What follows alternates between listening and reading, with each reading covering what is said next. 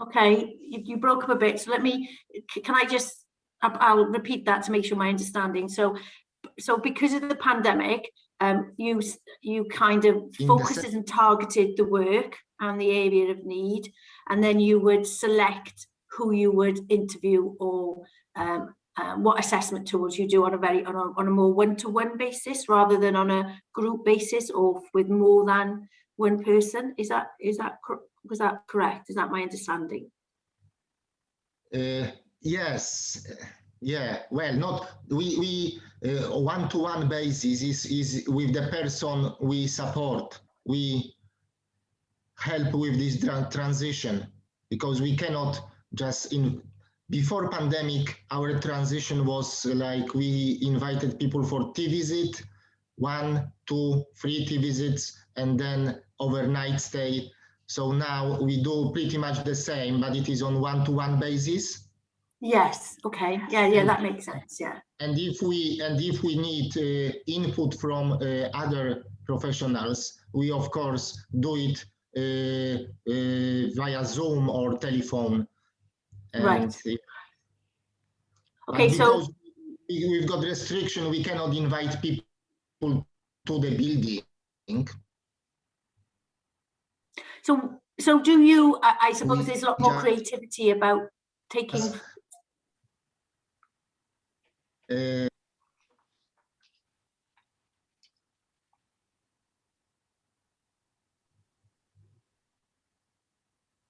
think you've frozen, Eric. Yeah, I was just wondering whether it was just me, whether it was my Wi-Fi or. Yeah. Yeah, Eric is frozen. Okay, so it sounds like people you involve all service users, involve family members and carers. There's that MDT process of other disciplines being included as well.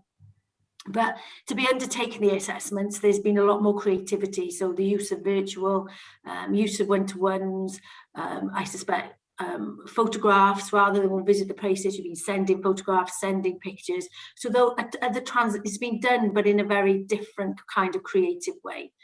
Fab. So there's very much a focus on the assessments is done in a collective group approach, perhaps rather than in isolation. Although there's some elements. It sounds like there's some aspects being done in isolation. Okay, this is your last question again, but you've answered some of them.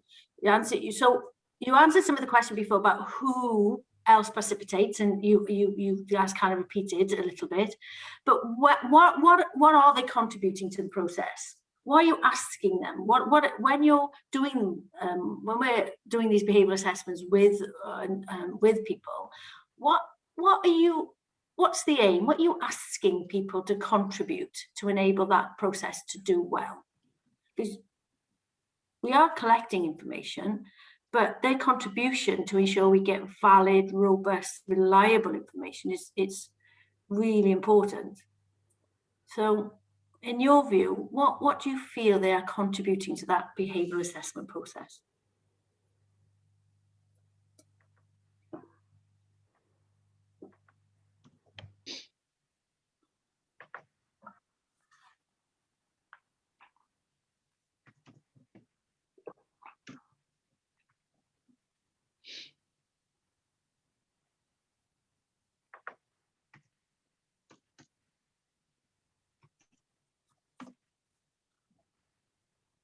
Schools, yeah.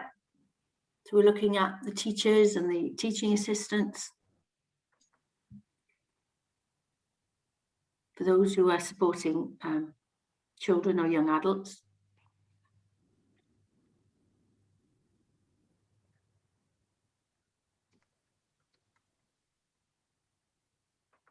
Their understanding, yeah. So their own experiences of the person they're supporting or the presenting behaviours, or a combination of everything. Yeah.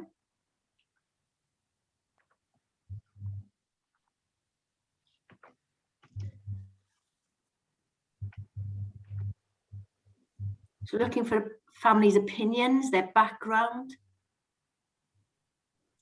So we're starting to name some MDT members, OT, occupational therapists, and SALT.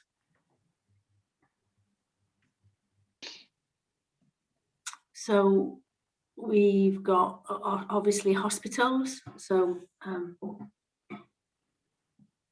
perhaps you're asking the health liaison nurses to be part of that assessment process, particularly if the behaviours have been presented in a physical health primary or secondary care.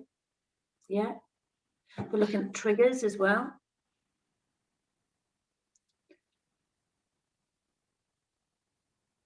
So we're looking at you're trying to gather what helps. So they're contributing to your understanding of what helps with the individual preference and likes. Yeah.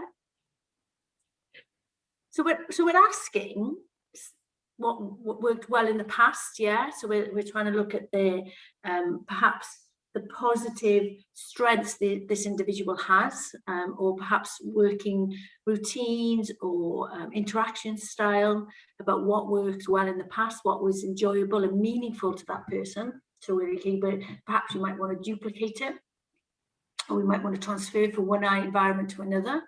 This is really important. So we've got person-centered approach. They're contributing to make sure they're person-centered in a way that the person is the focus and in the middle of, and we're working around the individual. Yeah.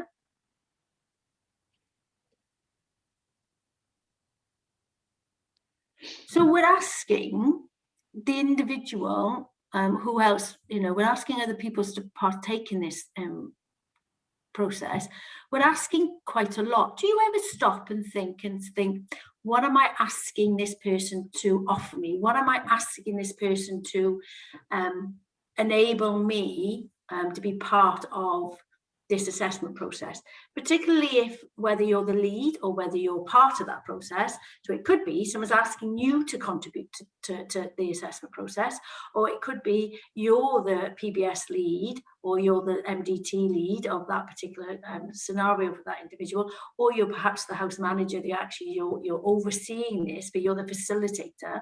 So have you ever thought about before, what are this individual contributing? What actually do you need of this individual?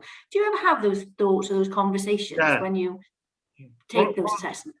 I mean, I rely a lot, of getting information from support workers and family members and the person concerned, but it's just really trying very hard to make sure that it's sort of evidence-based, it's not opinion, so I suppose really there's, maybe what people say is a starting point, but you need to have some form of triangulation. If somebody says that such and such behavior happens at such and such a time, at such and such a frequency, you've got to have it sort of confirmed by data as well. So talking to people is great, but it's not quite enough, really. Or talking to one group of people isn't enough. No, I agree. What anybody else? I was going to say, to add on from that, I think that's why it's so important to be clear from the start about what we're expecting of people when we're involving them, what we're hoping to get out of the assessment and what we're hoping to get out of their contribution, so that we're all clear about what's needed to get the best outcome, really. And if that is data, then those people who are involved need to know that from the start so that they can start recording it or ask for support with it. Yeah, I agree. I think sometimes we don't perhaps, we as you say, we go out and have those conversations, we might give out the tools, but we need to be clear in our aim, what we want to be able to clear to that person. So we need to know what our role is, we need to know what their role is, and we also need to understand, what information we're gathering, to what purpose, to what end. Because I think we all know, if you do a comprehensive PBS assessment, that could take months sometimes, because the complexity of people's behaviour, because we know behaviour can communicate 3 or 4 different needs.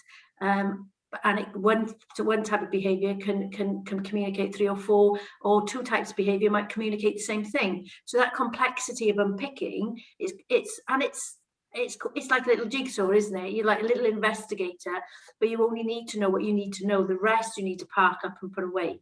Yeah, because the amount of times families say, oh, I've said this once, I've said this twice. So it's about how you keep that understanding. So it's really important that we know what our role is and what we're asking people to contribute, because that's really important, isn't it? Because that's the validity and the robustness and the richness of that data and our understanding.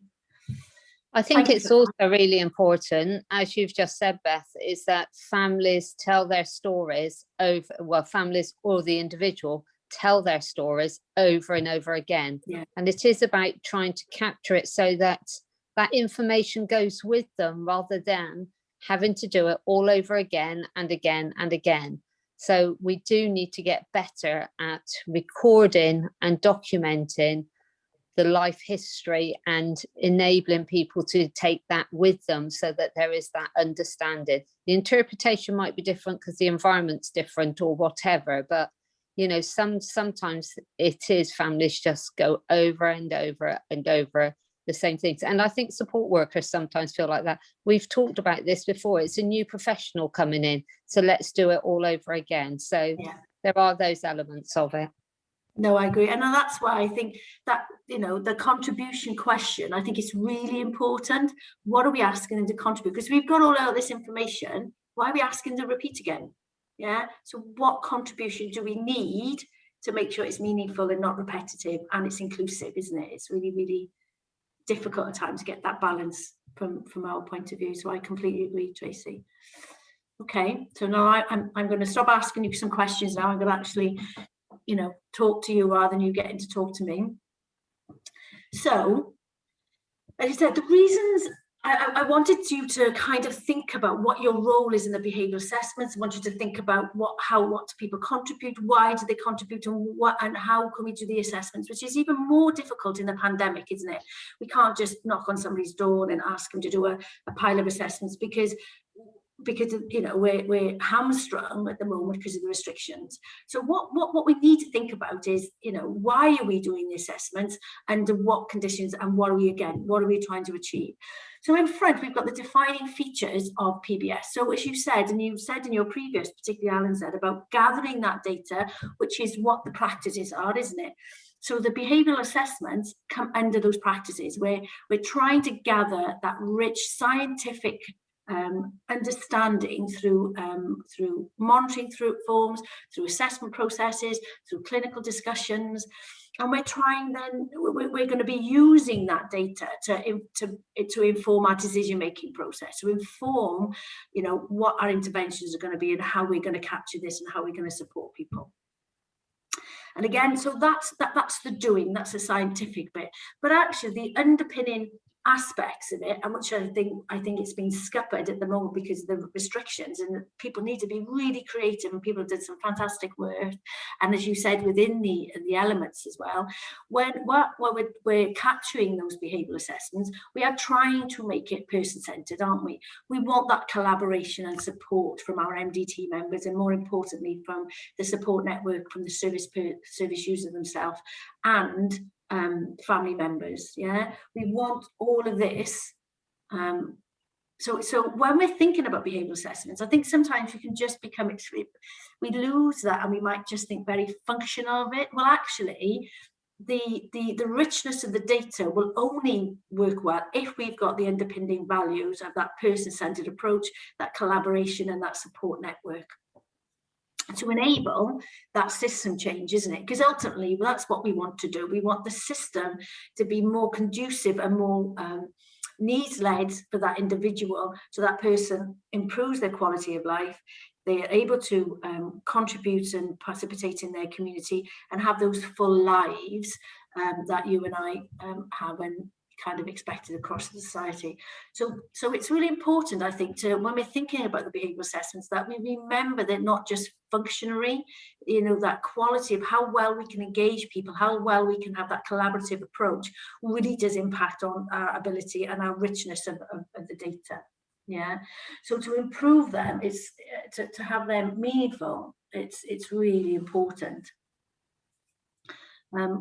So it's just kind of put that into context, I think, to where those assessments are. So I suppose one of the struggles with doing behavioural assessments is, and that's why I asked that question earlier on, is it done in isolation, or is it done within that group and that MDT approach, which is lovely to hear that actually it's done very much in a group MDT approach, and in partnership with stakeholders and the person themselves and families. It's actually sometimes PBS can have this and the behavioural forms, by using a certain approach, can be quite sometimes expert driven. That perception that actually the expert will turn up with this behavioural form and will tick up some charts and we'll make it all right because, you know, we're the experts. Well, actually that's not quite true, isn't it? Because actually, as we said, and from practice, it works well when it's that group facilitative approach. And actually, I thought it was really helpful to put the contrasting approaches here, because that will lead us to think about how we implement the PBS, implement the assessment, behavioural assessments. That will then lead us into that intervention development and eventually into the PBS plan.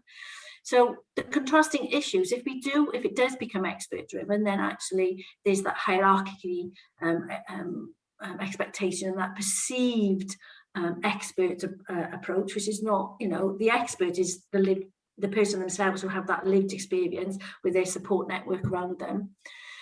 It does lead to perhaps one person being in charge, and we'll actually run that collective, because everybody's got something to contribute. You might have a facilitator, if you say that facilitator to lead, you might have a PBS lead, you might have an MDT member leading it, it might be the nurse, might be the psychologist, might be the behaviouralist, but actually, you know, that person in isolation is not ideal.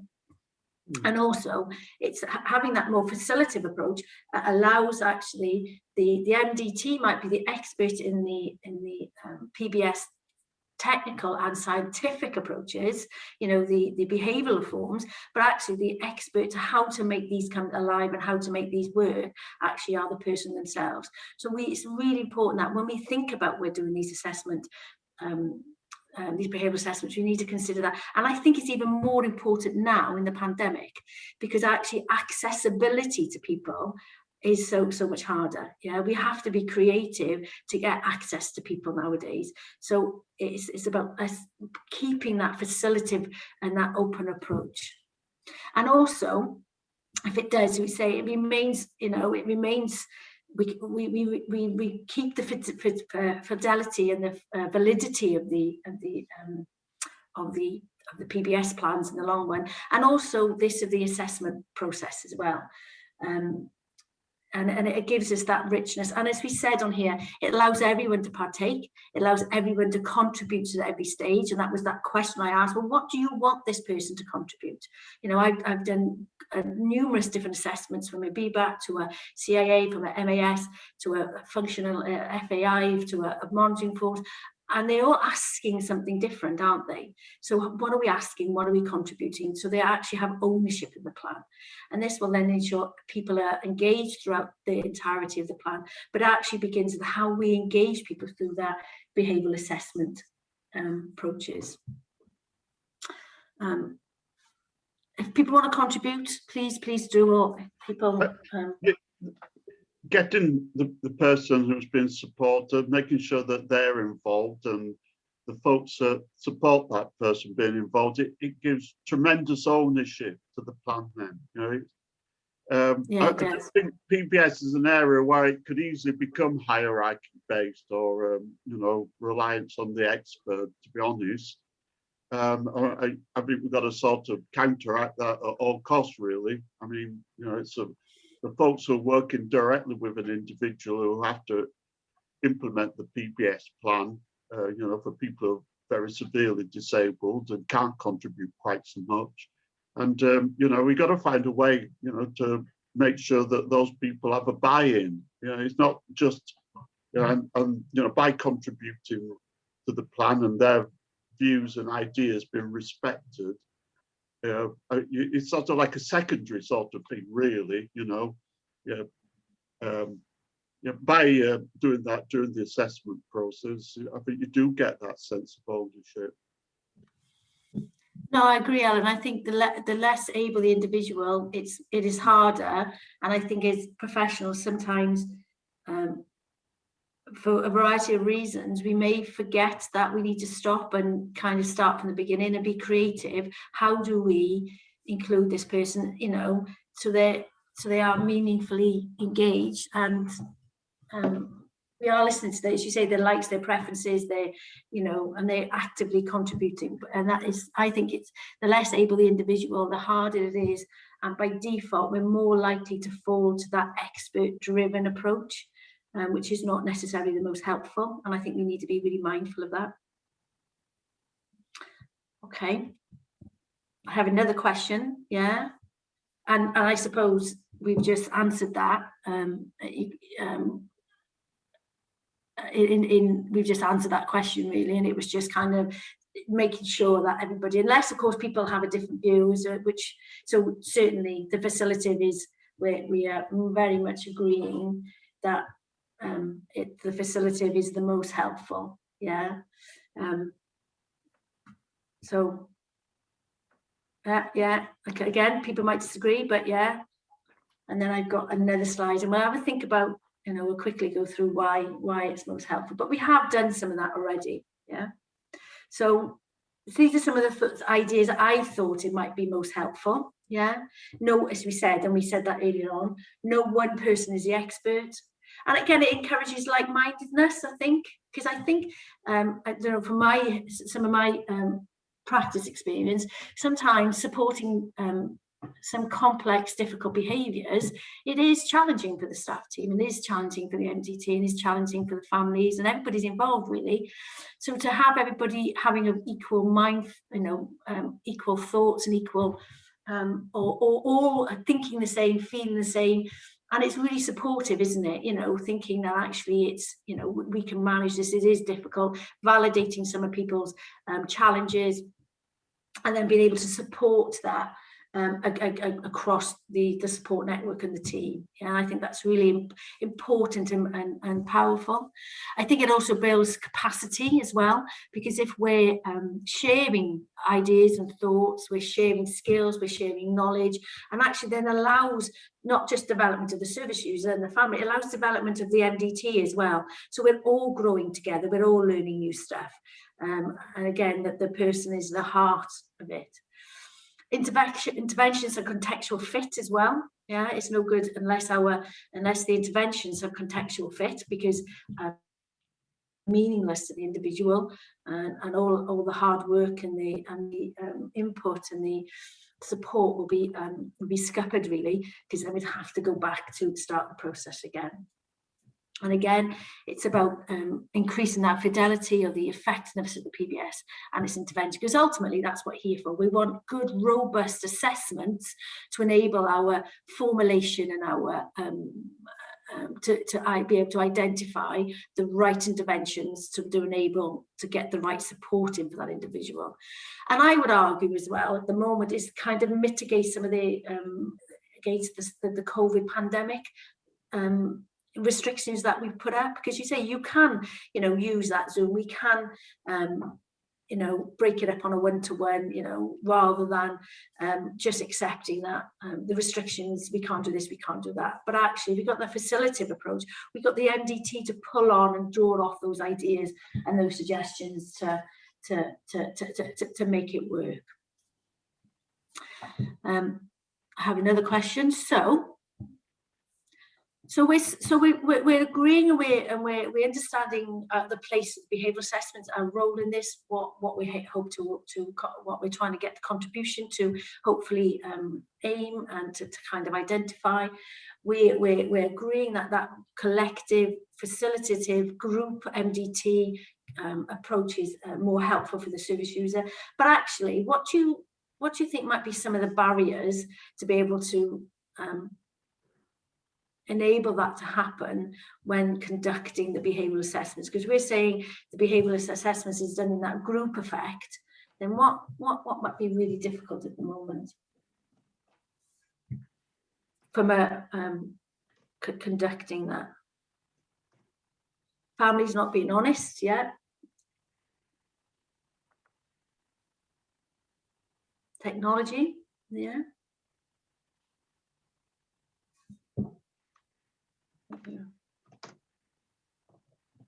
Lack of respect, communication difficulties, yeah.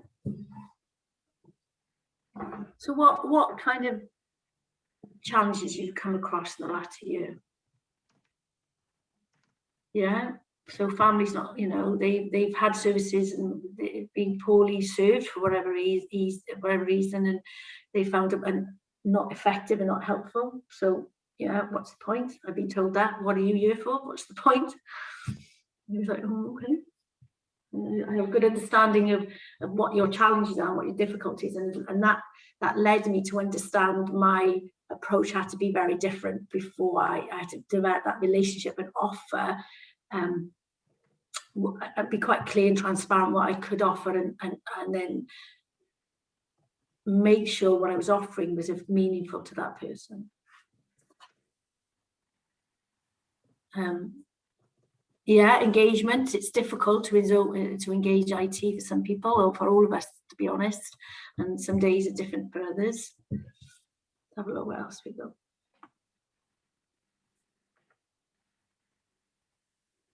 Facilitators not listening, perhaps being distracted. Yeah, I agree with that. Yeah. Oh, there's my little thing at the bottom. I found my little thing now. I can move it along. Clearly wasn't pressing the right button. Yeah. Social care providers having no voice. Where has social? It's quite interesting. I was talking to some practice nurses a couple of days ago, and they've got quite a view of local authority and social care providers in the recent pandemic. Their experience, they kind of disappeared and increased the demands on the healthcare. Because they approach to be slightly different to healthcare, which is quite interesting in the pandemic. Too many services involved, yeah.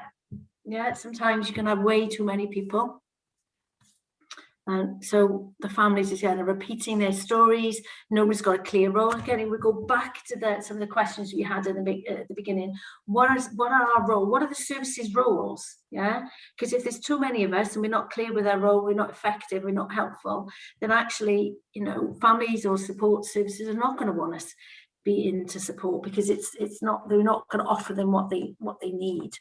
Because it's really important we're there to offer what they need. Okay, so there's lots of different options. So there's lots of different barriers we've kind of faced yourselves. I put the face. So these are some of my thoughts as well, and they do correspond with yours. And what I thought would be helpful to kind of to put it into context with the pandemic. So there's a lack of physical outreach at the moment amongst lots of services. You know, PBS services are just one of many. And it comes back to some of your ideas as well. When you've identified not being able to visit, there's that lack of physical contact, that outreach ability to work. Yeah. So the lack of, and you've identified things like lack of PBS knowledge. So it is, as you said, family and care is deemed essential. So again, you've said something here.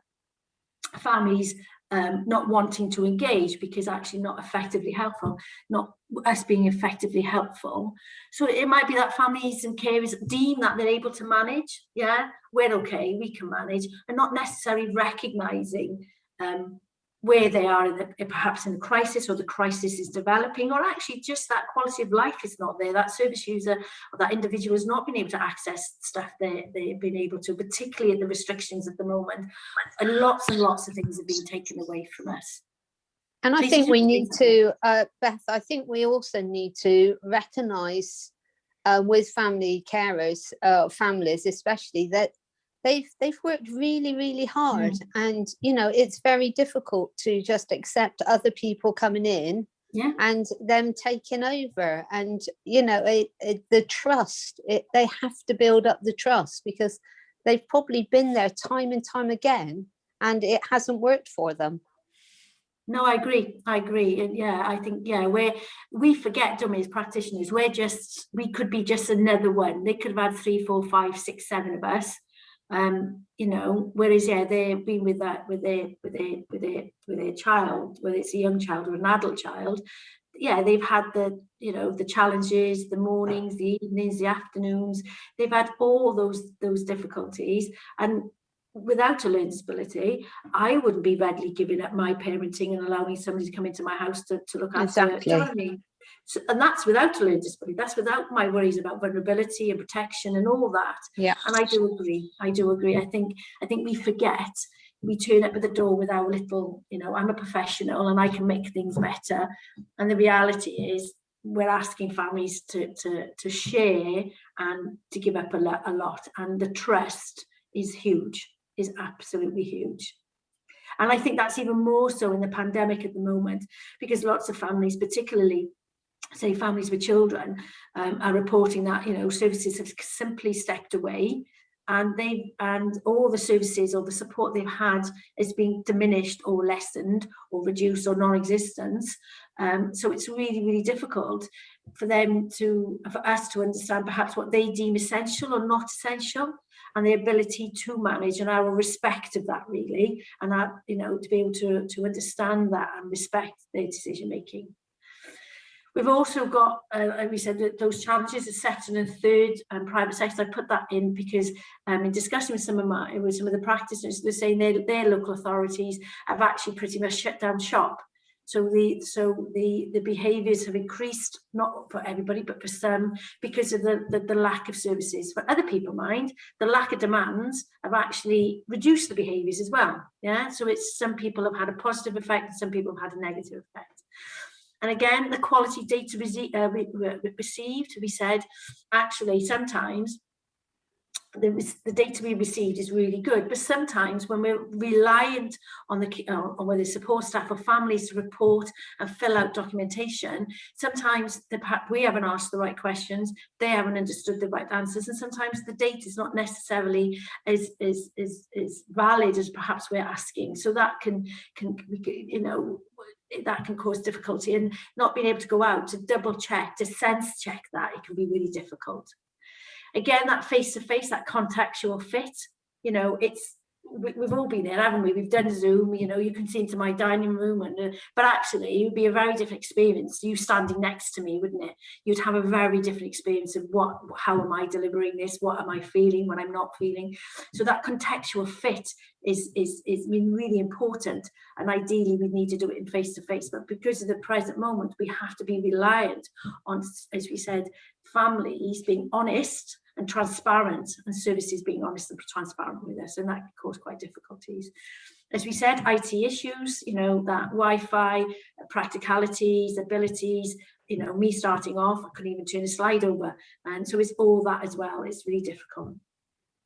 And there's also, again, families, I put here, families in fear of COVID, particularly individuals, less able ones. You know, we know that our service users are at greater risk of developing COVID, particularly individuals with respiratory conditions. So families may not want us to come in.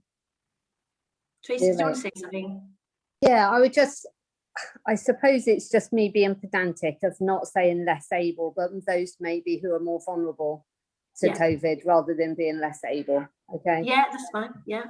So we need to be mindful and respectful. Families may not want to sing because they really want to protect their family member.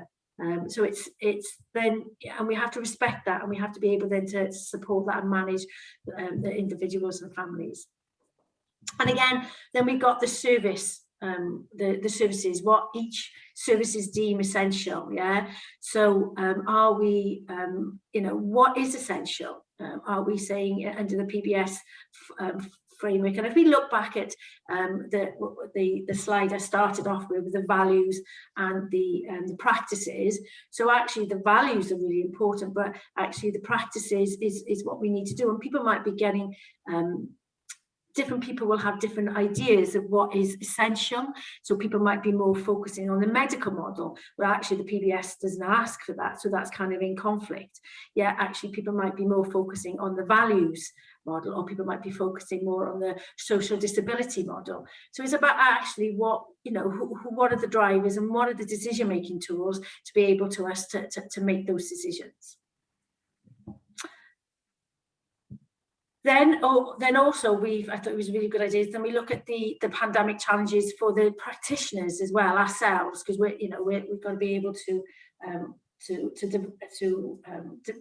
provide the behavioural assessments in a productive, helpful way. So practitioners, again, there's ourselves, we might have our own personal caring demands. You know, we might have families ourselves, we might have parents or brothers, sisters that we're actually having a caring role as well as our practitioner's role. We might have, so we know the pandemic has put personal demands on families working at home. You know, they've got own children again, so that's has made perhaps that outreach, that contact, that face-to-face really difficult. Again, personal vulnerabilities as well. Individuals, ourselves, might have our own health needs, yeah, and might be at risk from COVID. So we've got those considerations when we're trying to complete behavioural assessments. So the families might say, yeah, you know, you can come and do a face-to-face, but actually we might not be safe, vice versa as well, yeah. Again, increased use of IT skills. Again, there's an expectation that as practitioners we can use IT equipment and the virtual platforms, and I know from speaking to some colleagues are actually getting access to laptops and was really quite difficult, but particularly at the beginning. But now it's fine, or not. It's better. We're in a better place. Again, that isolation. Yeah, we spoke about practitioners working from home, and that in itself might be quite isolative.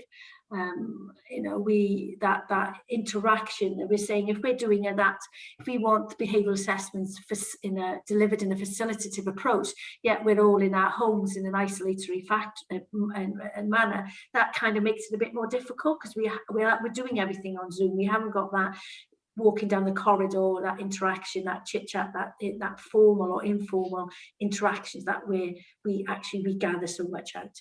Yeah, so we might fall to that expert reliance, because we might end up be doing that on our TOD rather than actually doing that felicitative shared approach. And then of course we've got the political drivers as well, that we know the COVID restrictions, the rules are changing, the guidance is changing. So, and it's a call again, you know, which is very different across the UK as well. So me being in Wales, I've got a different set of rules to being in England. Sorry, can you hear my door? Did anybody just hear that door? Yeah. That was really quite loud. Do you mind if I answer it? Because I got a feeling they might. Yeah, you go ahead, Beth. Yeah.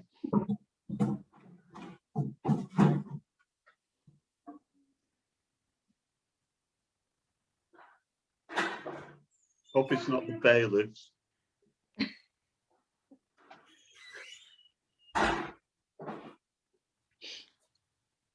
It's probably one delivery. Yeah. It was. I think it's my prezi from the team. Anyway, yeah. So but he did knock the door really loud, didn't he? Wow. Yeah. I'm just saying, sorry. I'm glad it wasn't the bailiffs. It sounded like a bailiff sort of knock to me. I know, it was a very important knock, wasn't it? Very important knock. Yeah. Okay. So also there's the pandemic has provided challenges for ourselves as practitioners, not just within practice itself. So yeah, that's it. So this side is just getting, I suppose, my view, thinking about actually the role of behavioural assessments is more than just completing tangible behavioural assessments. It's that facilitative, that collective working together. It's that collaborative approach, enabling people coming along the journey with you. Yeah, and I think it's we need to remember that. And I sometimes think we can be very tangible and very scientific, and it is important to gather that scientific data, but we have to do it in that collective approach really to ensure we get that robust assessment. So for me, to enable that to happen, so the role of the practitioner is about being proactive. We want to empower families, we want to empower carers. We want to create that safe space. As Tracy said earlier on, that we're asking people to share and to trust us. And it's really quite important that we actually create that safe space when we're undertaking our behavioural assessments to be able to do that. And sometimes you might be holding on to some emotional, psychological aspect as well, because if the behaviours are quite complex and there's, you know, and it's quite high and it's quite demanding for either the families or the support staff, actually you might need to hold that for a little bit, you know, to be able to validate and support and understand this is a tough and a difficult aspect. Again, so it's recognising there's that social and emotional process. We're not just completing a tangible form, really. Ideally, we're there to offer some, from an educative role as well. So we're providing some knowledge and understanding. And so we want that person to be truly involved in our behavioural assessments. We need to be able to share our knowledge, share their understanding, so they actually understand, well, it is effective and it's going to be meaningful and helpful for that person and their support mechanism around them.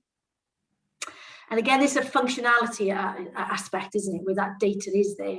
We do want to support the families and guidance and service users and services, but actually we want to be able to problem solve. We're there to problem solve with that data understanding and data analysis. So that's why we use those forms, that there's a framework around there. They've been scientifically and they're evidence-based to enable that. And of course, then that will allow that clarity of roles and responsibilities for everybody partaking and being part of that process. So we're just thinking about now, and we're coming towards the end, and then we'll have a bit of a break of this bit. What strategies have you put in place to enable some of the challenges of COVID? What have you put in? How creative have you been in practice, really?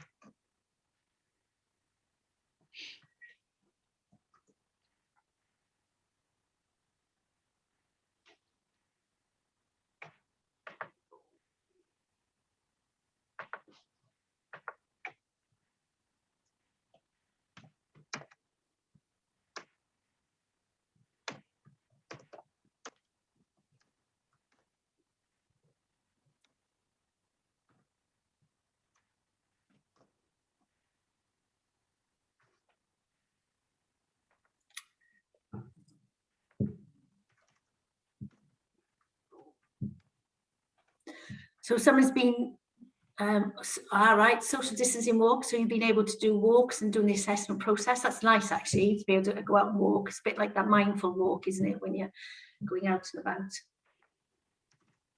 Rigorous testing, yeah. So they've been able to double check the data's been accurate and meaningful. Fab. So lots of assessments been done through Zoom. Yeah, that's really good. Incident reviews. So if there has been an incident, you've been able to use the reviews for that to as if a behavioural assessment format to double check. Yeah, is that correct? To double check that things should be in place or changes should happen, or you know, that learning, that debrief, that learning aspect from it. So there's been some collation of information. Fab.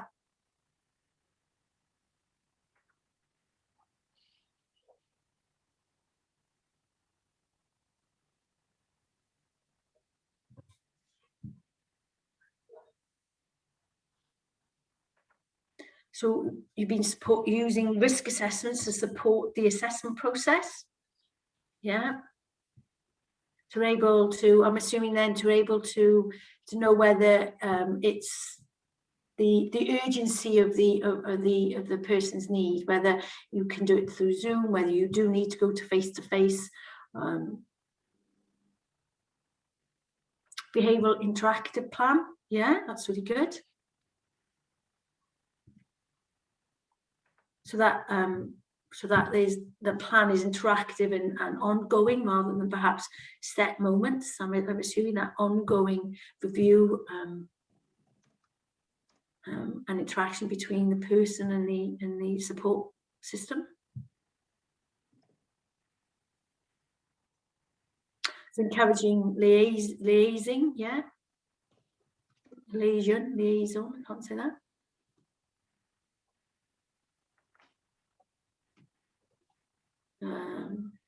Zoom calls at the right time, yeah. So it might be that your contact has been more, but it's been through that virtual platform, yeah. Because I know when it first started, I know some of my colleagues, they were because they couldn't go out to do face-to-face, what they call welfare checks. So they were having Zoom at the time was more telephone calls until Teams and Zooms, and the equivalent was a bit more on everybody's radar. They were having welfare calls and phoning people just to check, because actually their face-to-face contact reduced, but it was just how could we do this in a more creative way.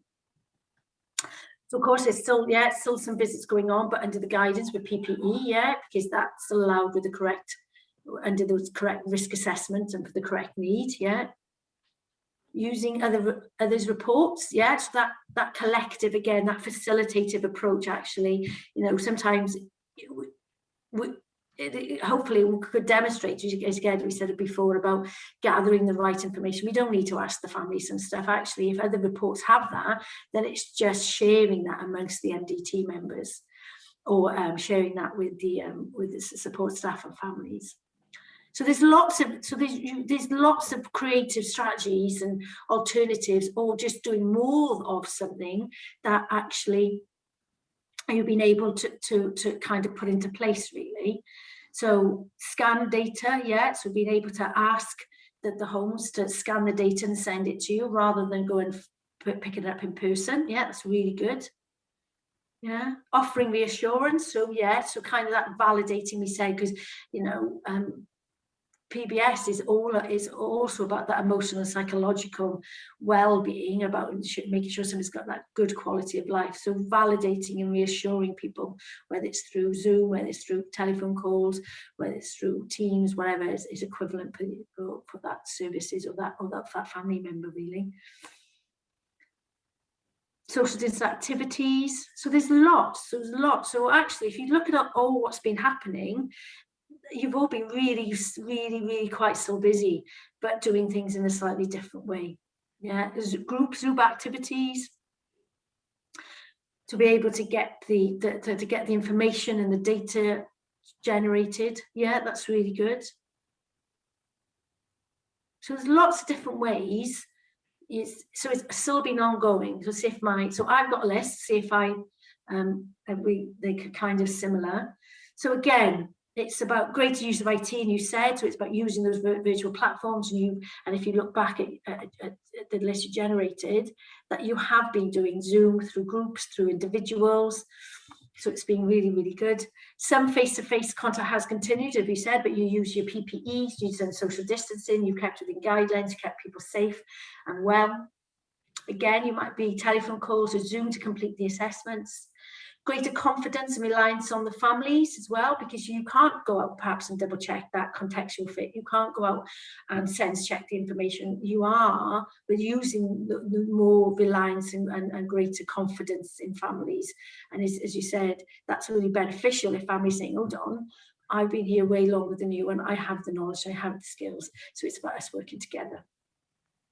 Yeah, and again, using risk assessments and decision-making tools to inform the type of contact. So, you know, if there is a need, what is the need, and can you do it through Zoom? Can you be creative? Can you do that social works? Can you do those social contacts? If so, how so, and what guidance and PPEs you need to use. So you've been really quite creative with the behavioural assessments, despite despite the pandemic. It's kind of really, I suppose, hopefully some of these practices will stay, and hopefully some will be less reliant. We can go back to face. But actually, I think it's offered us new ways of doing it, because I don't know about you, prior to the pandemic, you know, people were reluctant perhaps to use virtual online stuff. People were reluctant to be a bit more creative. And the drivers were very different, but that flexibility, I think what we've gathered off COVID, I think is really, really helpful and positive to enable us to meet the diversity of those we support, really. Has anybody got any thoughts so far? I thought we'd have a little break now, and then we'd just run through the BBAT. Does anybody want to contribute or add anything? Can I just quickly say, I think that it's been brilliant. Thank you very much, Beth, because I think we sometimes forget all of these things because we're just on a roller coaster and just getting on and doing. I just need to give my apologies because I've got some other meetings that I need to attend, so I can't stay for the duration of the next bit. So I do apologise, but hopefully catch up with you at some point before you have totally gone. Yes, basically, yes. Yeah, just leave your you know, it'd be helpful to have some details of, even if it's an email, to just link up with you or something. Yeah, I'd appreciate it. So thank you. Yeah, that would be lovely. Thank you, Tracy. Yeah. Thank you. Thank you. Okay, so we have Alan, do you want 10, 15 minutes? Because I know we've been on this an hour now, and I know after an hour you get brain freeze. So how long do people would like? Alan, do you got any suggestions? 10, 15 minutes? What do you think? I always think that the longer the break, the less likely people are to come back, or to, I don't know. Okay, should we 10 minutes? 10 minutes then? Yeah. Let people have a wee cup of tea, whatever, they stretch their legs, and be back in 10 minutes. Okay. Fab. I can go and see what my mad postman decided to knock at the door.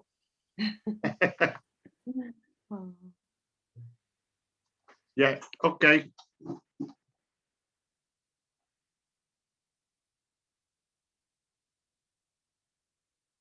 Swansea Bay Health Board, but they were part of Bromoganog University Health Board, and it was deemed that actually the tools out there when they were conducting that behavioural assessment or that functional analysis were quite long-winded, complex, and quite large, as we all know they are. You know, we can make our functional assessment as large or as small as we see fit, really. Ideally, we should tailor it to the needs of the individual, but there's lots of different tools to do lots of different things out there. Now, we thought it was quite large and quite wieldy. And one of the most favoured, as we all know, of the assessment tools is the functional assessment interview, or the FAI.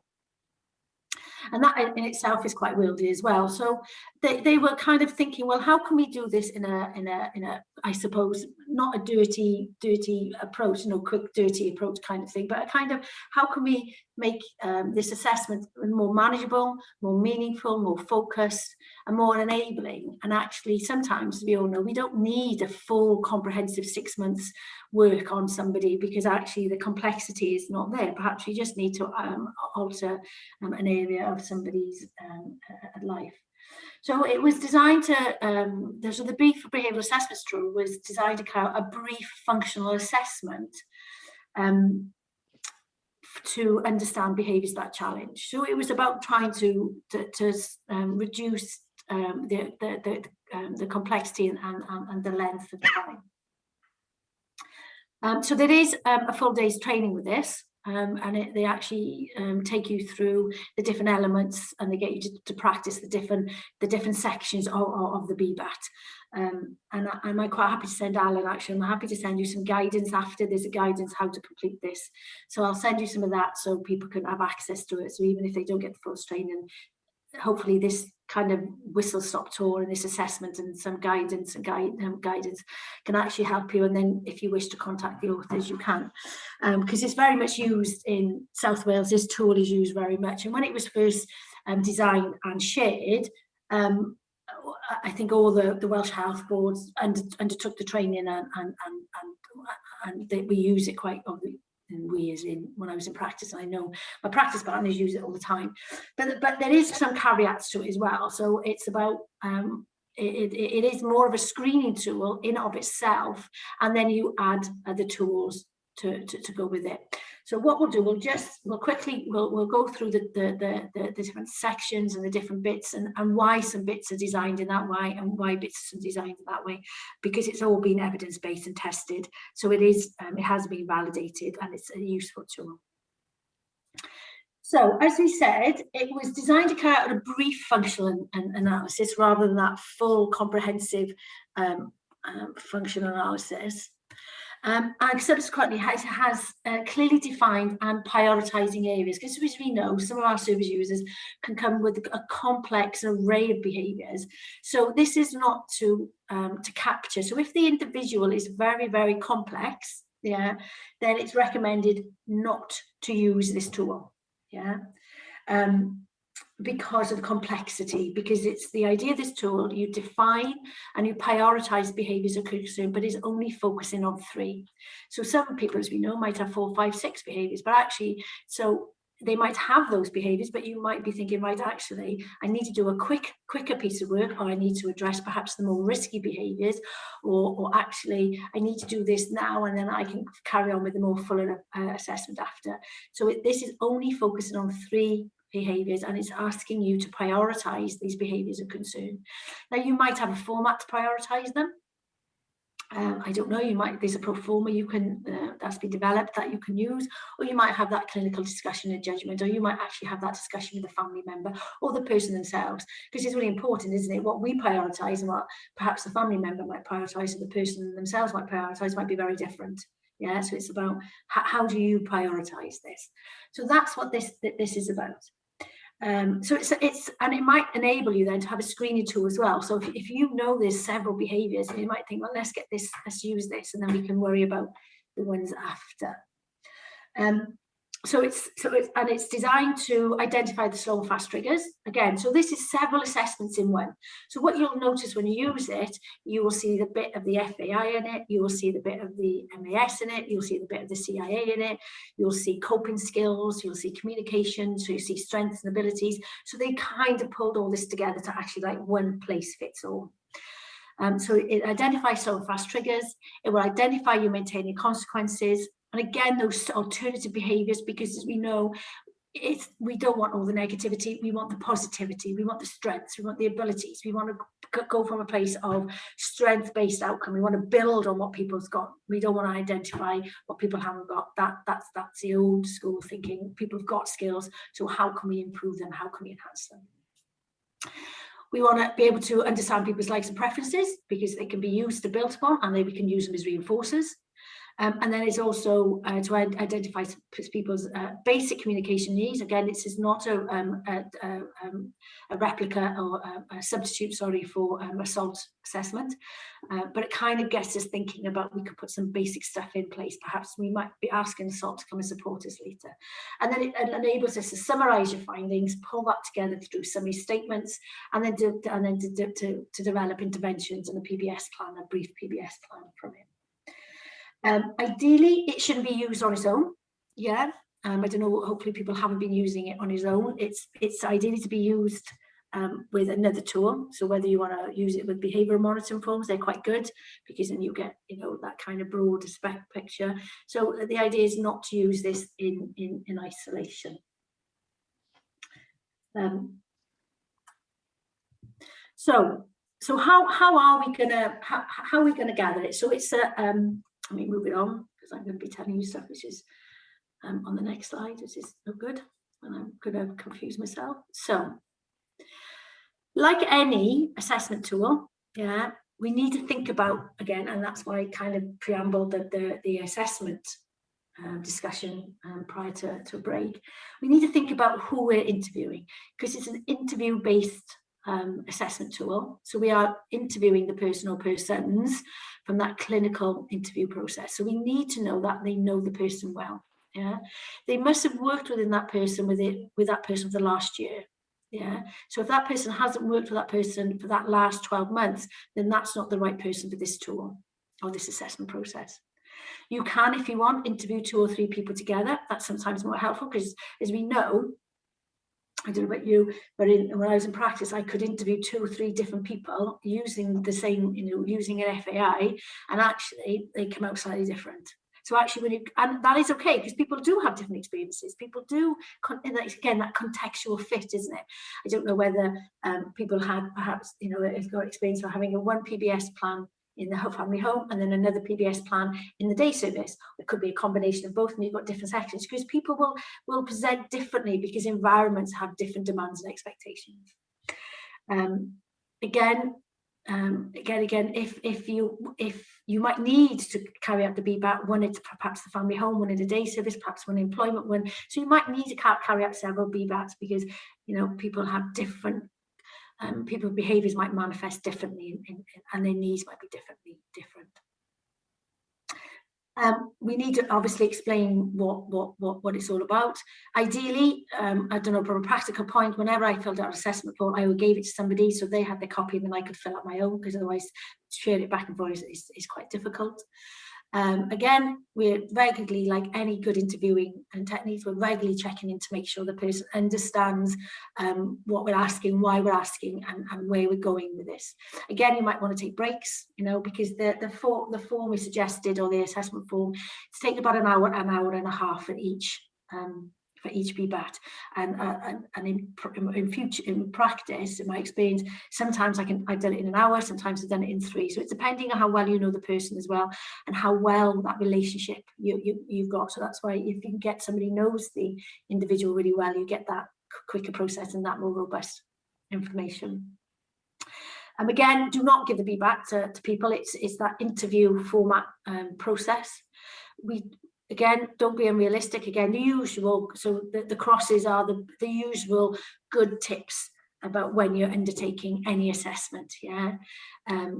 Go along, go along. It says don't go along with inconsistent with logical information. So if they're telling you stuff and it doesn't make sense, double check it, try and get clarity, try and get understanding, because if it's not making sense to you, then you're not going to be able to translate it into a meaningful intervention and into your PBS plan. So it's about, you might be thinking, well, I need to double check this out, it's not quite making sense, or perhaps that communication between you and the individual is not going quite right. So it's about making sure that you've set the scene, you've set the time, and you've got that good understanding between you. So there's different sections of the BBAT, as we all know, for those individuals who completed it. So there's 8 sections, and I've listed them.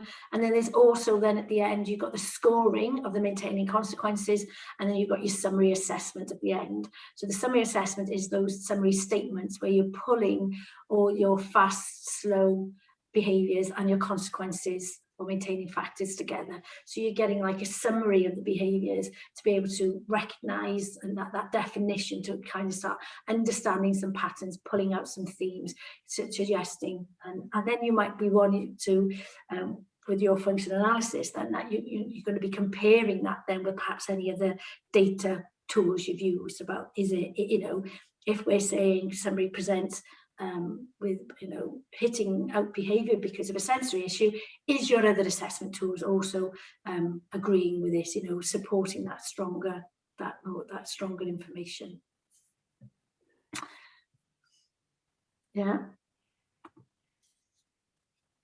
So as I said before, it's an informant-based interview. It takes an hour to an hour and a half. In my experience, sometimes it does, sometimes it doesn't. Again, she said, must know the person for at least a year, but it's important to get the right person, like any assessment tool, because you want the validity of this tool, you want the validity of the information. I said you could complete as a group or as an individual. I quite like groups because actually you get that banter, you get that discussion, because people have different experiences of people.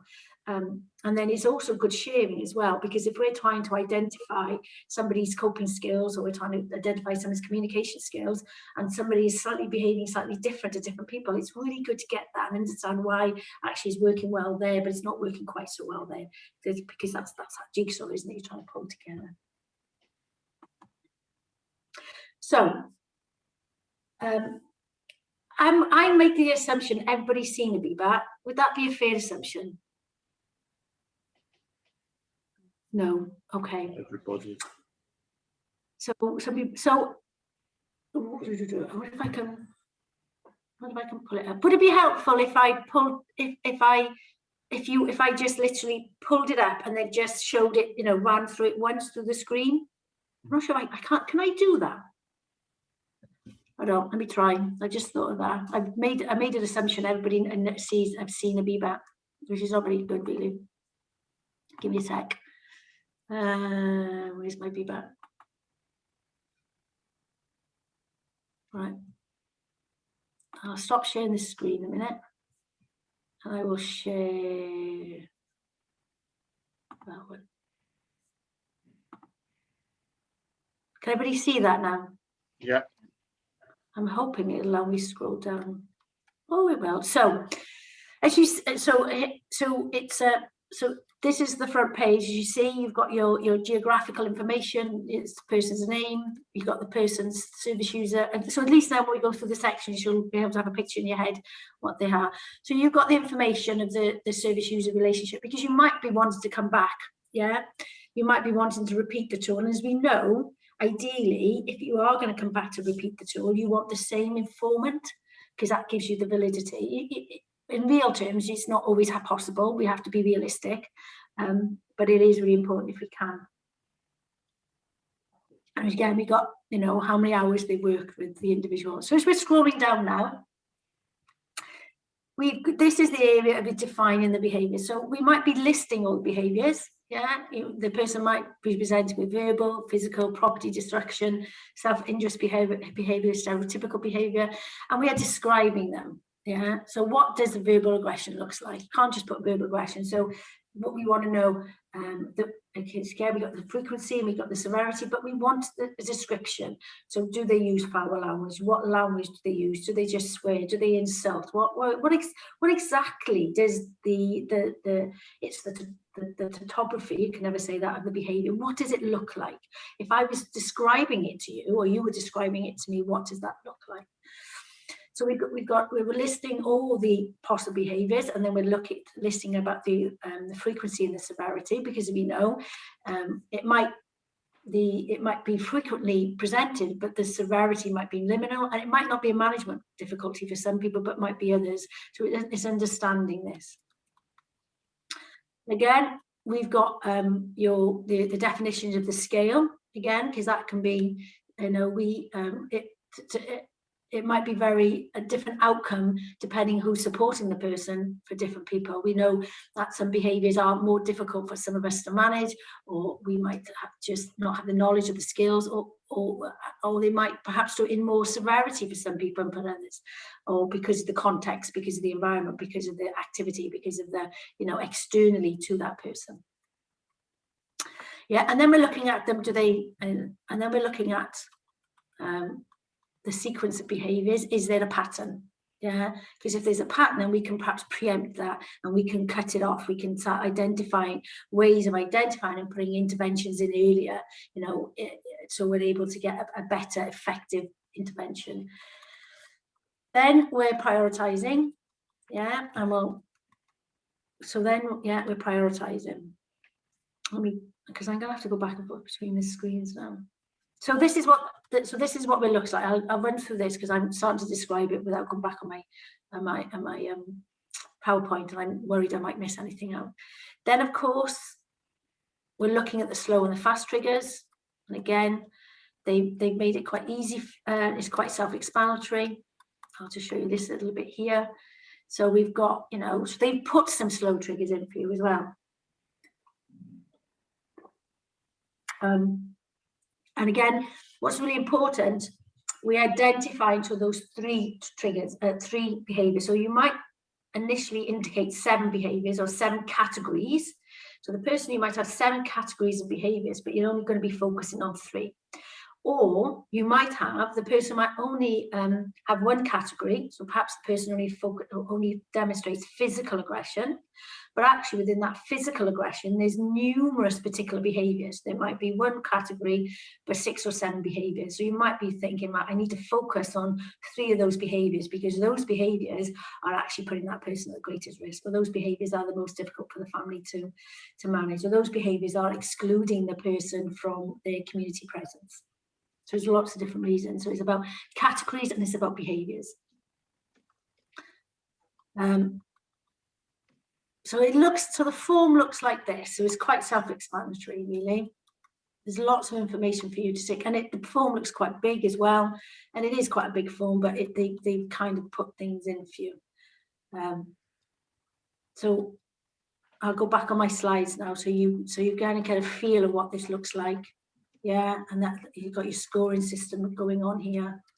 So you can see it's being segmented off to those different questions, or the different areas you kind of need to focus on.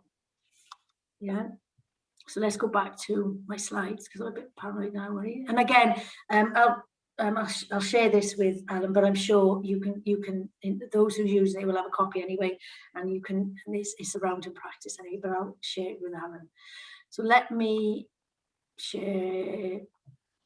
Sorry, excuse me. This slide back now. Yeah. So as we said, again, so we're looking at those categories, and I just ran through that one about. We're defining the behaviours, and we're defining the patterns and the slow and the categories. Within it as well, there's a best day. Yeah. So the best day is not within the tool itself, but what we're hoping to, by getting the tool, we're being able to identify what the person's best day was. So through completing the slow and the fast triggers section, yeah, then we're able to hopefully, when you gather the information together, you can able to gather what a best day would look like, which is relevant for the PBS plan. So even though the best day is not in that assessment tool, there's an expectation you'll be able to pull out that best day to put in the PBS plan, like you would for a comprehensive PBS plan. And what you want to do, we're identifying what it looks like when it's not a good day, because that's what the slow and the fast triggers are. That's what the behaviours are. They're defining the severity and the management issues. But then we know what a good day would look like, or their best day, and hopefully we can replicate that. We're building on their strengths and abilities as well. We're also asking. Let's have a look. Let's go back to this. I hope hopefully going back and forth is not too confusing for you. We're also asking for their indicators as well, those warning indicators. So we're able to identify what, let me go back to this. Hopefully going back and forth is not too confusing. If it is, please tell me.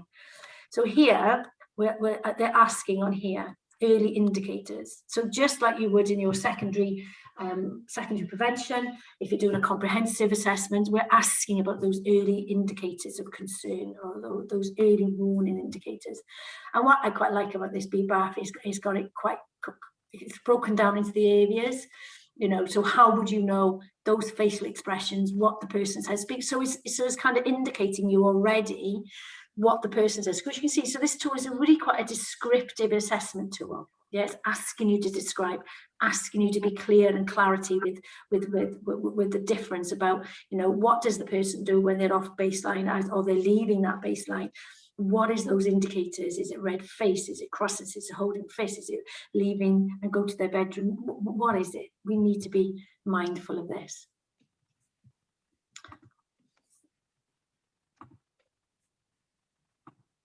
Yeah, so let's go back to here. Then we're looking at the maintaining consequences, so the the MAS about it. So we need to understand what, that SEAT, those four, the four functions, the four broad functions about what's maintaining this behaviour. The person trying to escape, the person trying to look for, or trying to, that sensory aspect. Do they want more? Do they want less? Are they looking for that attachment and that social interaction, which is all really meaningful for us? And particularly at the moment with COVID, it's so sparse amongst many of us. Or is it looking for those tangible aspects? So the maintaining consequences, there's a section in there, and this is the scoring element at the back. You'll see, so you'll have your questions and then you score it at the back. Please don't do, again, just fill out the assessment with the person. Don't do the scoring and the thinking and the functional analysis and the pulling the data together. Do that after the assessment has been done. Just simply asking those questions, scoring the answers, what the person's given you, and then you're doing it after. And then it's also a rating scale built within, so it's all there for you as well. Again, this is a brief assessment. So we're looking for initial thoughts. If we're still there 20 minutes asking one question, then there's something fundamentally going wrong. It's that quick initial thoughts. We don't want to be there for hours. This assessment should be done in an hour, hour and a half. Yeah, and there's lots of questions we need to ask. And if it does generate lots of questions, I would stop and think, is this the tool? Is this the tool I need? Yeah, if it's generating way more than perhaps it ought to be. So you've got your retainer consequences and your 4 broad areas. Then so we're seeking, so that allows for all the defining of the behaviours, the how it's presented, when it's presented, you know, the antecedents, the consequences. We've got all that behavioural stuff. Now the form goes on to, or the assessment tool goes on to, we want to seek the strengths and the abilities in the individual. So it now breaks down into 3 areas, and we're looking at the individual's daily coping skills. So what is it they do well? We want to know what they do well so we can replicate that, so we can build on that. You know, we want to be enhancing people's autonomy. We want to be enhancing people's independence. And this is what this tool does, or asks for. It also asks for the communication style. Yeah, does, you know, is the person non-verbal? Is the person verbal? Does the person use PECs? Is the person using Makaton? Is it the all-inclusive communication? So what is it? What is it we're seeking from this person? Yeah, and then we're looking at, as we say, the best day for the individual. So let's go back now. Hopefully this is not. So here we are. So that's so in the area that we've done the possible consequences. You can see the chart then, and now again it's quite. So again, we're not tons because this is brief. So we're just trying to find out what can the person do without being engaging in behaviours. You know, because our service users do undergo worry and stress and anxiety, but they don't always demonstrate behaviours that challenge, no more than we. There's moments that we challenge and we present with different types of responses to it and behaviours to it. So there are times that actually, what does the person do well? You know, when they are under distress or challenges, when they cope well, what do they do? What do they do well, and how can we repeat it? There's the communication section again. So we're looking at the communication, the primary form of communication, and we might be thinking, right, we might need further, we might need some support from that. But again, because this is our brief elements. Then we've got the preferences or the likes. So this is quite nice as well. So this is the reinforcement assessment aspect of it. So we know that we all will seek out what we like. We all will do what we enjoy. We all will go and choose our preferences, our favourites. And again, that goes back to that best day. So we're looking at what the best day is. We're looking at how we can use their preferences to actually perhaps replace some of the behaviours, offer them alternatives, increase their skills. And think about what type of interaction we can do perhaps in a different way that's meaningful and helpful, and allow the person to be empowered and enabled, so they don't necessarily have to then default to the behaviours that actually is very successful for them. As you said, at the end, there's the assessment, there's the scoring grid. Yeah, please do this at the end, away from the informant or the family or the staff's contributing to the assessment. Oh my God, I've got another knock at the door now. This one's not banging. Thing. We now have the summary assessment. I'll leave you with that. Sorry, can I answer my door again? So Piccadilly Circus here. I'll leave you have a look at that for 1 second. So this is the summary assessment. So we're now pulling all the information together to see what it looks like. And I'll come back.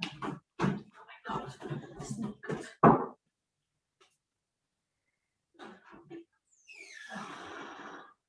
Recording this as well. I disappear every now and again. So this is the sum. Say again. I paused the recording for that little bit. Thank you. So as you can see, you now got the summary. So we're pulling all this together. So if we go back to my slides, and then we can go through that then. So we're pulling this all together now. Yeah. So we're pulling, so what have we done? So we've gone through the BBAT, we've answered all those questions, we've looked at, and we're pulling that together. So we're going to start looking at that summary statements, those, how are we going to use this information to check the data? We need to check the data, we need to generate those interventions, and then we need to write the positive behaviour support plan. Yeah. So at the end of the page I just showed you on the actual assessment cell, you've got the summary statements, and you've got the slow and your fast and your behaviours you maintain. So what then we're doing, we're pulling that information from the BBAT, and this is at the end of the assessment tool, and we're putting it in the different domains and the different sections. Yeah. So this will then allow us to start to formulate that functional analysis, to understand what's going on. Is there themes going on? Is there behaviours that is repetitive? Is there maintaining consequences that's all the same, or they're informing some of the behaviours? So we're listing each one together, and it allows us to start understanding the data we generated. We might also, if we wish, and again, I put an example there, we might start be theming, because we might have, even though we're only identifying 3 behaviours, we might have generated lots and lots of information, you know, so we need to start to make sense of this.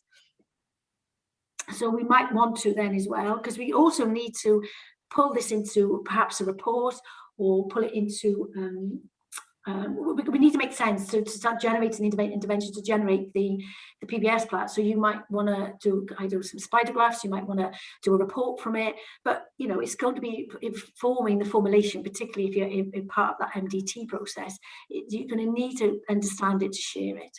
So we might want to do theming of slow and fast triggers, and doing this, we might be making sense of it. You know, are the triggers, if the information we gathered, does it make sense? Is it relating to perhaps the other assessment tools we've gathered from a behavioural assessment? Is it corresponding with perhaps the OT assessments? Yeah, because the OT is going to be looking at, you know, their skills and their ability, their contextual fit from an OT perspective. Is it in line with that? You know, that kind of, that formulation, is it? So we might be wanting to remove some of the triggers because that doesn't make sense. We might want to go back to double check. Yeah. And we might be able to identify the variables.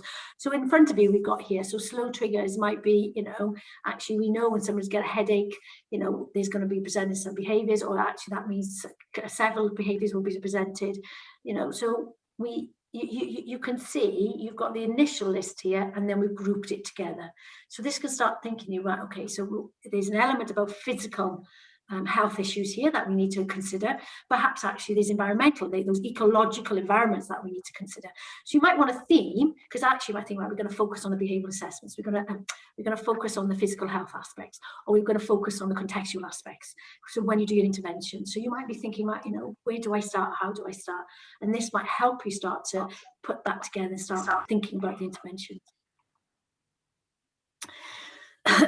You also then want to define some of the behaviours, because if we're sharing this with families, or we're sharing it with support staff, and we're developing a PBS plan, we're going to need what, you know, if we're saying Joe Bloggs hits out, well, people are going to need to know what that is. They're going to need to, you know, to put those proactive primary interventions in. So you are, you know, you are mindful of personal space. You are mindful of how you conduct yourself, how you hold yourself.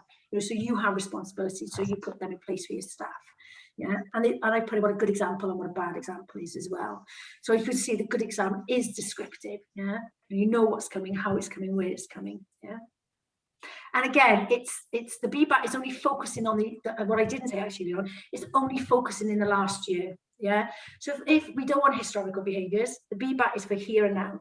So it's about what's happened in the last 12 months, and that's why the informant, or the person who's sharing their information with us, needs to be working with that person for the last year.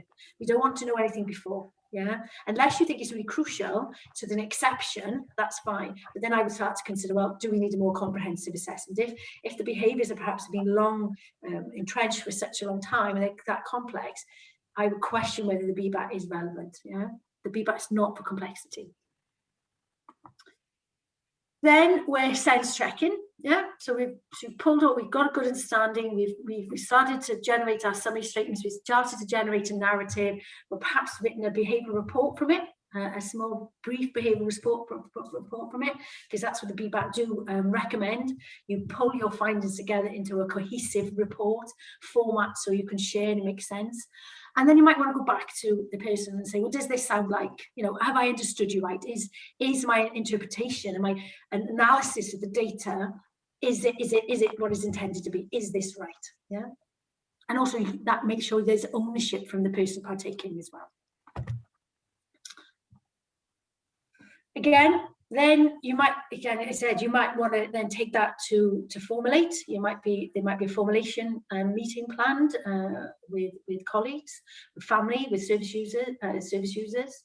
Again, you might want to write the findings in some form of report. Again, you don't have to make it jargonistic. You don't have to make it, you know, you could put it in the same ethos of the PBS plan to make it, you know, jargon free, friendly, easily accessible, allow families to be part of this model, and some service and some support staff as well. And again, ideally the BBAT has not been completed in isolation, but it might lend itself to consider further. You might think about, okay, I've done this, actually this is not really sufficient, but it's enough perhaps to tide somebody over, to keep somebody safe, or it might be more than sufficient. The BBAT has also developed an intervention planning as well. So it kind of, I thought this was really useful for you to have a look. So you've put it in, it breaks it down to your antecedent and reinforcers. So so if we're saying there's an antecedent of loud noise, well, actually, then that, you know, within the context of within a family home, for argument's sake, then actually we might be wanting to remove that noise. But how do we do that? So you start generating those interventions, which of course then is based on that data, isn't it? You know, we have an antecedent and then we have an intervention linked to it, because that's our intervention's got to be based on some evidence-based practice. So this form kind of helps you to start thinking that way, and kind of evidencing, and it allows people to have that conversation and justifies and kind of give that clinical credence, really, you know. And it also, and I quite like the end as well, because it makes sure it's real as well. Can it be done in an ordinary place? So we're sensing, if we're going to put an intervention in, it has to be, as we say, valid. It has to be within our social, culturally acceptance norms. So, and this gets us to think about it. And we know some places can't do some interventions for lots of reasons. You know, our expectations of families should and rightly should be very different of services. So we might be putting different interventions in different environments, because that's what's achieved. As you know, a PBS has to be achievable, otherwise it's just a paper exercise, really. So this is a really good, helpful intervention planning to get you thinking. And then this is what the brief behaviour support plan, this is kind of a template. This is just the one that comes to the BBAT. You could downscale your own if you wish, if you've got a comprehensive one. And again, it's, as you can say, as you see, it's just a squashed, want a better word, a squashed version. So you have a pen portrait, just like you have your normal comprehensive one, but actually it's more focused, it's more targeted. Yeah, understanding my behaviours. Again, we need to know what people are trying to communicate, what needs are people trying to tell us. Yeah, what is that person trying to achieve? And hopefully your data, your functional analysis, your formulation, your collaborative approaches allows you to have that good understanding. And then you've got here the green bit, and of course it goes down to your secondary and your reactive as well, about, you know, what are the triggers and the reinforcers. And I quite like it, because you've got your triggers and reinforcers, and then you've got your interventions next to it. So what you've just done with your plan, you can carry straight over, and it actually can link. So there's that tangible connection there for people, because I think sometimes the comprehensive PBS plan, it's not necessarily as apparent why you're doing this. You know, where did that come from? Was at least this one can offer you that greater transparency and clarity sometimes. Any questions? And that was the whistle-stop tour of the BBAT. Beth, have you got any links of people that I could approach to do BBAT training for milestones stuff? Yeah, I can give you some names. Yeah, yeah, I can give you some names. No, that's not a problem. because it does, because the training itself it's a bit like train the trainers. It gets you to practically do the different elements. It gets you to there's lots of role plays, but they get you to do the different sections on each other, and you practice on each other to ensure the validity of the tool. Really, it's not a hard tool, but it just needs a little bit of practice, because you're asking to do all the different, the fuller, you're asking to do the functionalities all in one hit, which is quite skillful, really. Any other questions? Did it help to put some context into the BBAT? Why, perhaps put where it's useful for, where it's not useful for? Well, I certainly found it helpful. Yeah. Well, that's all I've got, and it's 12 o'clock. I'm only 3 minutes over, which is pretty good for me. Yeah. Has anybody got any questions? And I said I'll share you some documentation after, Alan, with all the. Yes, I'll give you some guide. You know what I mean? And I'll pass on the Put it up on the documentation website. to you all. But also expect a flyer for the next event in April, fairly soon as well. Are there any more questions for Beth before we say goodbye to her? No? Beth, can I just ask you, can you hear me? How soon would you expect to perhaps review something like that? And do another? Yeah. It's about whether once you've developed the PBS plan is in place, they recommend a 3 monthly review, 6 monthly review, and then 12 monthly review. So it's like any other PBS plan or any other care plan you put into place. You want to closely monitor it then, but as it's embedded and you can see it's working well, then you want to open the reviews longer and longer and longer. And ideally, you could get to a place that if it's, say, it's been developed by the MDT, you would get to the place you would like the home or the service to review it independently. You want to get to that place where actually it's redundant, really, or it just becomes good practice or everyday practice. So I would start off with a 3 month. Or if it's the other thing is you can do is just like your comprehensive one, you've got your contextual fit as well. You've got your assessment tool for contextual fit. So you can go in and sense check it. But is it doing what it's doing? As people seen that, there's a contextual fit assessment, which asks the staff, does this PBS plan work, basically? So you're double checking the PBS plan, and if it works, that's fine. If it doesn't work, then you might want to go back to your data, to your tools, and see what's right and what's not right. So there's a kind of sense checking that happens to any PBS plan, and this would just go through the same format as well. Do people sense check their PBS plans? So people going in, because you can sense check. You can do it through a meeting, or you can just do it through there's a form that's been developed that you can just do it that way as well. It's a form for everything these days. So, but it's sometimes easier just to go in and have a chat with the home and say, look, is it working? Is it not working? We've got a review coming up. Let me double check it. Isn't it, Alan? You just go in and double check what's going on. To be honest, yeah. I sort of hope, you see, by involving people in the process to begin with, you're going to sort of sidestep that in a way, but probably something I should be doing a little bit more overtly, making sure that it is a doable plan.